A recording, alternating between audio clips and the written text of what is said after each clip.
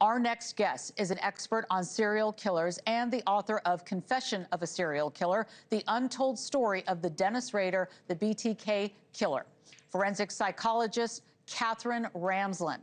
Thank you so much for joining us, Catherine. I'm happy to be here. Thanks for having me. You know, as soon as this episode dropped, you were the very first person I wanted to talk to get your take on everything that we learned. So let's start with your initial takeaways from some of these details that we learned in this episode. Obviously, since we last spoke, Rex Heuermann has confessed. He pled guilty to the crimes he was charged with. And now we're learning from this episode in this Peacock documentary that his ex-wife that still lives in the house has moved her bed into the basement where he killed nearly all of his victims, all but one. What did you make of the episode and what we learned? Well, it's an interesting episode because there's a therapist involved as well, and she's helping to remind Asa of some of the things that Asa is not hearing and not thinking about. We also see Heuermann talking to his family members. In some cases, he's taking control, which shows you a sense of how he usually relates to them, but also he's trying to put the most benign spin on what he did so that he can retain some connection with them and some affection with them.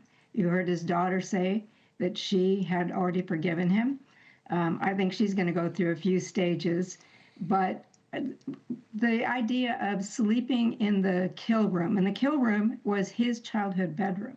So Asa is married to him for 29 years, and she's trying to process the fact that she did not see this dark side of him, and the fact that he would even do something like this in their own home. I think he said he killed one victim in their bed. That has to be horrifying for her. And my sense is that she's doing this as sort of an atonement to the victims, to sense what they need from her. Yeah, a lot of people, obviously, this was kind of the big bombshell of that episode, learning that she has moved down to the basement. Many people say, I mean, if it was me, I would get out of there. I would have sold the house. I would have torn it down. She not only stayed in it, but, you know, she has, according to Bob Macedonio, her attorney, she's had nowhere to go. And so she has to live there. And maybe you're right. Maybe it is like this atonement. Now you've studied serial killers for decades, Dr. Ramsland, working to understand the motivations, the causes of action.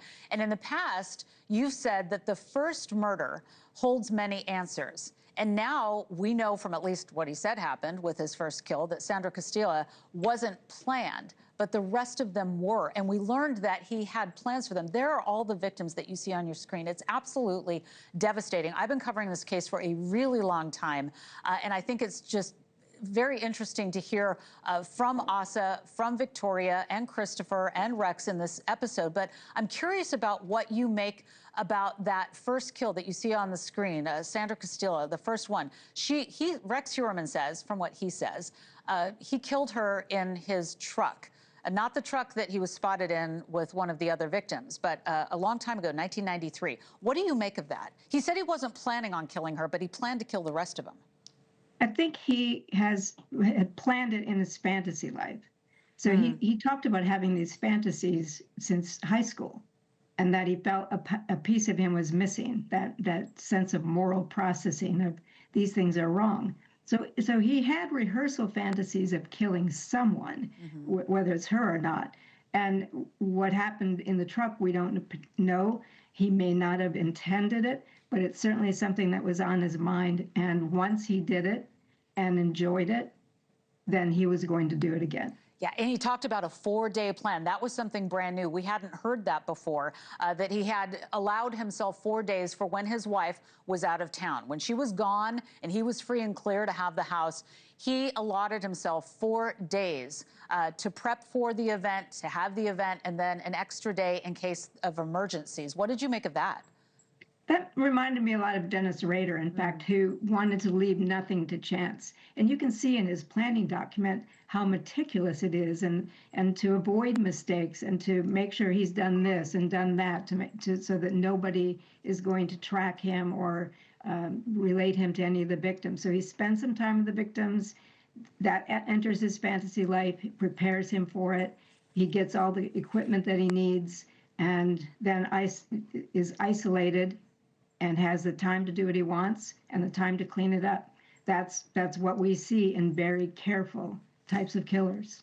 Okay, and before I let you go, he says that he killed 8 people. Do you think that there could be more?